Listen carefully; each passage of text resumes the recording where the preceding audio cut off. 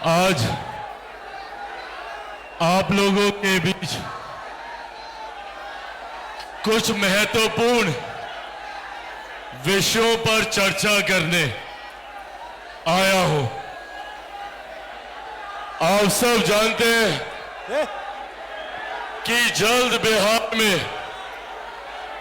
विधानसभा के चुनाव होने वाले हैं और ये विधानसभा के चुनाव निर्धारित करेंगे हम लोगों के आने वाले 5 साल का भविष्य।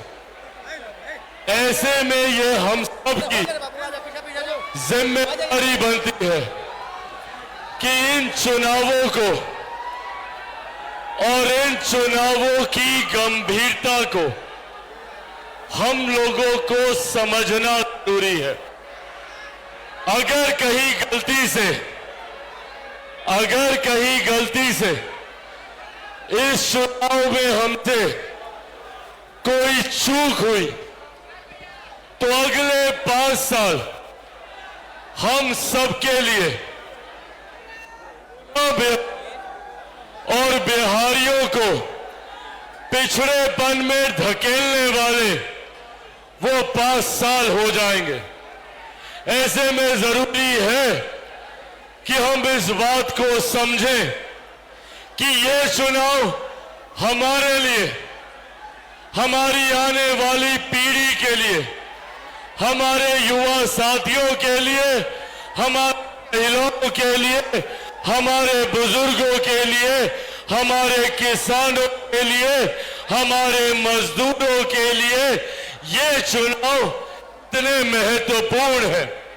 आज जब यहां आप सबके बीच अपनी बातों को रखने आया हूं तो मैं चाहता हूं कि मेरे एक एक शब्द आप सबके माध्यम से बिहार के अलग अलग जिले, अलग अलग विधानसभा, अलग अलग प्रखंड से होते हुए, अलग अलग पंचायत से होते हुए हर एक गांव, हर एक घर, हर एक व्यक्ति तक ये पहुंचाने की जिम्मेदारी मैं आपको सौंपता हूं।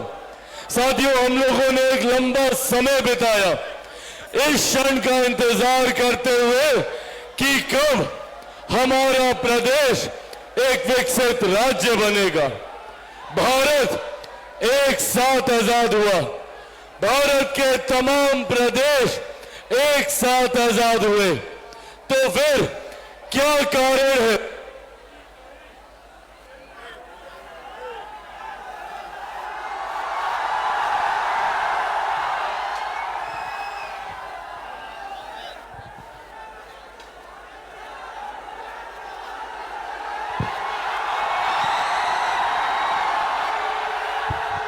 हेलो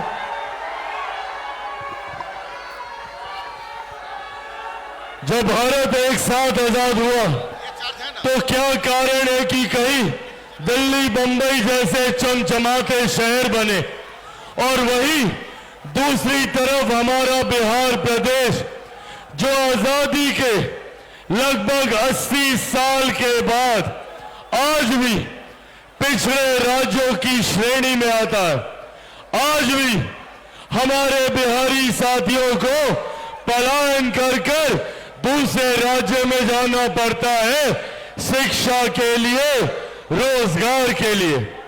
मैं दिल्ली में रहा हूं, बंबई में मैंने काम किया, पर मैंने आज तक कभी नहीं सुना कि कोई दिल्ली का लड़का बिहार आता हो शिक्षा के लिए, रोजगार के लिए।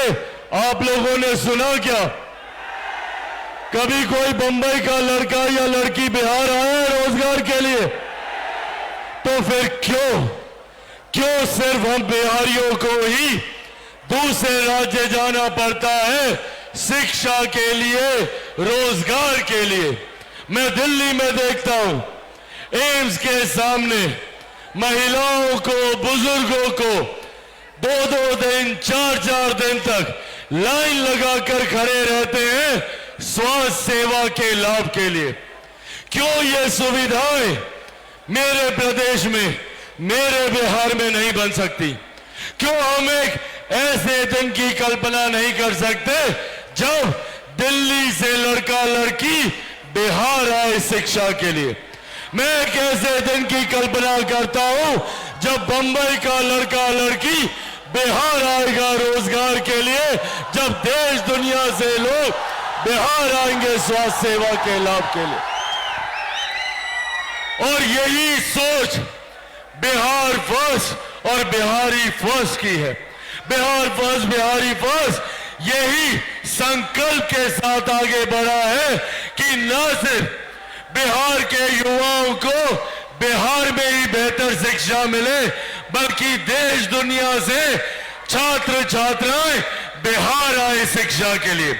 बिहार फर्स्ट, बिहारी फर्स्ट कहता है कि न सिर्फ बिहारियों को बिहार में रोजगार के अवसर मिले, बल्कि दूसरे राज्यों से, दूसरे देशों से हमारे युवा साथी बिहार आए रोजगार के लिए। इस सोच के साथ बिहार फर्स्ट, बिहारी फर्स्ट आगे बढ़ रहा है। पर यह जानना हम लोगों को जरूरी है कि क्या कारण है कि आज लगभग आजादी के 80 साल के बाद भी हमारा बिहार विकसित राज्य नहीं बन सका। क्योंकि जब चुनाव आएंगे तो कई राजनीतिक दल, कई राजनेता आप लोगों के बीच आएंगे, विकास की बातें करेंगे, बड़ी बड़ी बातें करेंगे।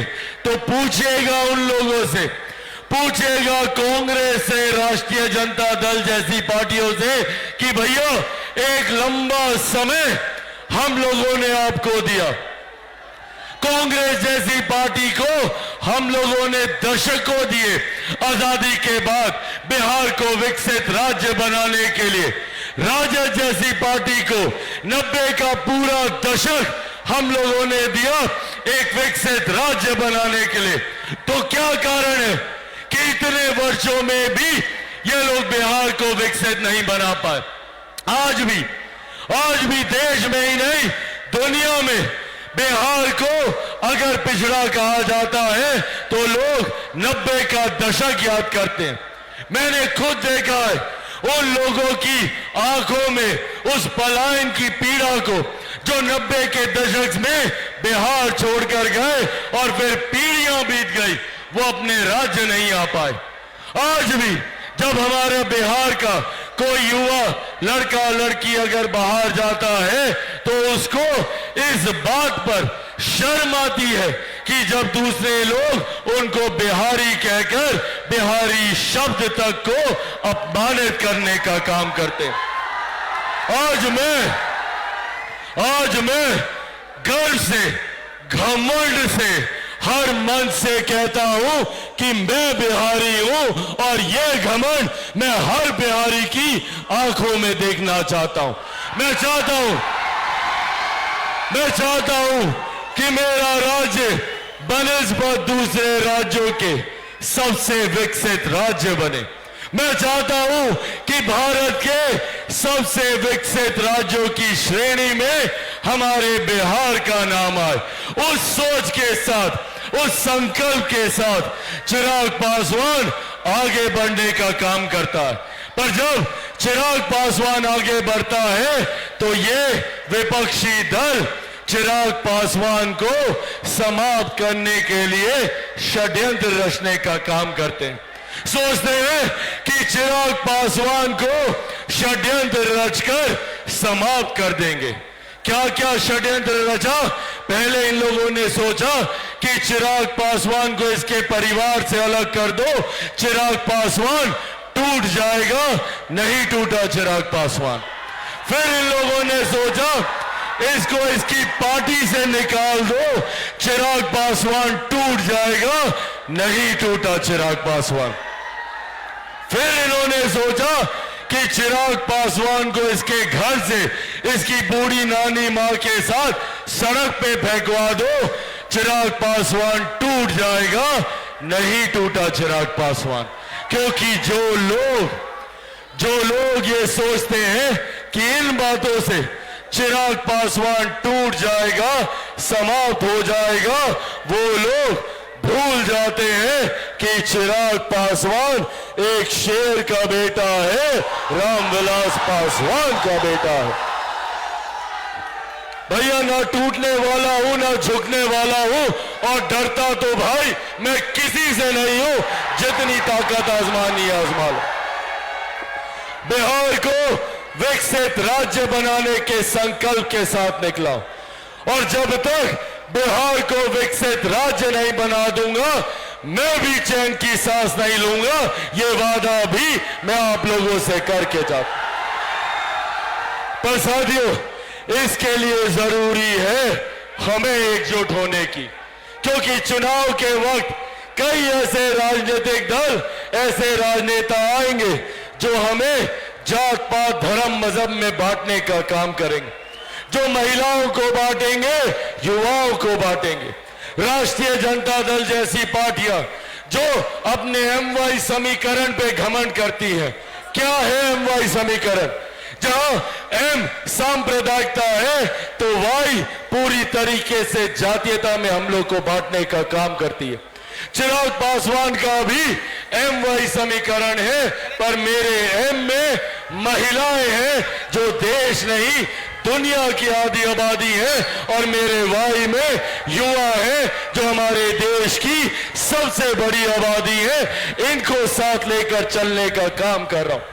जात पात धर्म मजहब से उठकर मैं चाहता हूं कि मेरे प्रदेश के तमाम युवा एकजुट होकर एक साथ आकर विकसित बिहार बनाने के संकल्प के साथ जुड़े। अब सोचिए कितनी बड़ी ताकत है इन युवाओं की।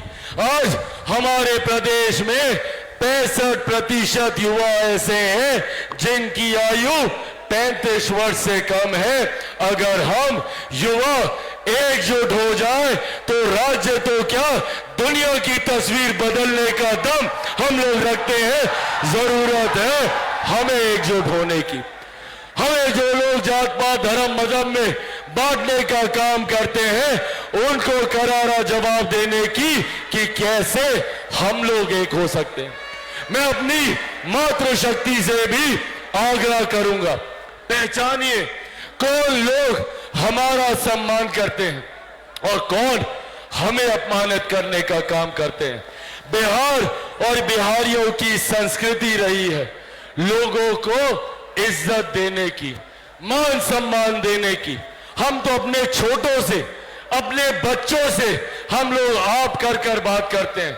बेटा खाइएगा, बेटा पीजिएगा, ऐसे हम लोग बच्चों से बात करते हैं। ये हम लोग के संस्कार हैं। पर वही दूसरी तरफ कांग्रेस और राजद जैसे दल हैं जो हमारी माताओं बहनों को गाली देने का काम करते हैं, उन्हें अपमानित करने का काम करते हैं। जिस तरीके से इनके मन से मेरे प्रधानमंत्री की पूज्य माता जी को अपमानित करने का, अपशब्द बोलने का, गाली देने का काम किया गया, ठीक उसी तरह लोकसभा चुनाव के दौरान राष्ट्रीय जनता दल के युवा नेता तेजस्वी यादव जी के सामने ऐसे ही एक खुले मंच पे ठीक उनके सामने मेरे परिवार को, मेरी मां को, मेरी बहन को गाली देने का काम किया गया। ये इन लोगों का संस्कार है। इस तरीके से ये लोग माताओं बहनों को गाली देते हैं, उन्हें अपमानित करते हैं। आज ये फैसला हम लोगों को लेना है कि क्या हमें ऐसे लोगों को चुनना है जो हमारी मां बहनों को खुले मन से गाली देने का काम करे, या ऐसे लोगों को चुनना है जो नारी शक्ति का स्वरूप मेरी माता सीता के सम्मान में सीतामढ़ी में उनके लिए भव्य मंदिर बनाने का काम करे। एक तरफ गाली देने वाले दल हैं, एक तरफ सम्मान देने वाले दल हैं। ऐसे में साथियों आज बस ये आग्रह आपसे करने आया हूं, हम लोग पूरा प्रदेश घूम रहे हैं, अलग अलग जिलों में जाकर, अलग अलग संभाग में जाकर हम लोग नव संकल्प महासभा करने का हम लोगों ने कार्य किया। हम लोगों ने शाहबाद के आरा से इसकी शुरुआत की, नालंदा के राजगीर हम लोग गए, हम लोगों ने सारण के छपरा में इस कार्यक्रम का आयोजन करने का काम किया, हम लोगों ने मुंगेर में, गया जी में, हम लोगों ने अलग अलग जगह जाकर आप सबसे बस यही एक आग्रह करने का मैंने प्रयास किया है कि एक ईमानदार सोच के साथ बिहार और बिहारियों की तकदीर, इस तस्वीर को बदलने की सोच के साथ बिहार को फर्स्ट और बिहारियों को फर्स्ट बनाने की सोच के साथ लोक जनशक्ति पार्टी रामविलास आगे बढ़ने का काम कर रही।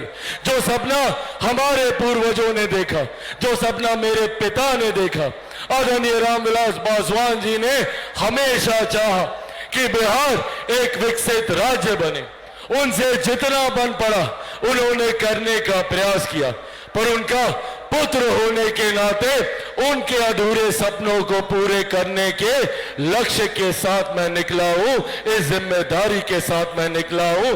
पर मैं ये भी जानता हूं कि चिराग पासवान इसमें अकेला कुछ नहीं कर सकता, मुझे जरूरत है तो आप सबके साथ की, आप सबके सहयोग की।